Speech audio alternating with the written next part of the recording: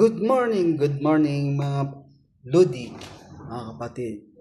Sawang-sawa na ang katawan ko sa artificial medicine. Lalo akong nanghihina, kaya nag-divert po ako sa isang natural na paraan. Ngayon, itong natural na paraan na to is so effective talaga siya. Dati po, yung daliri ko, hindi ko mai-close, hindi ganyan. Ngayon, tsaka wala na pong maga siya. Nanunumbalik siya sa dati. Ngayon, ito po ilalaga natin.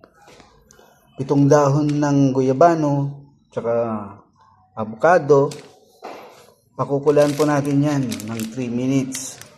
Pagkatapos ng 3 minutes, dikdikin po natin to, ilagay natin sa isang lagayan, tapos lagyan natin ng lemon. In 1 week guys, wala nang arthritis, nawawala na pala. Wala nang arthritis. Subukan nyo rin para makatipid. Tsaka di tayo lalong manghihina sa artificial.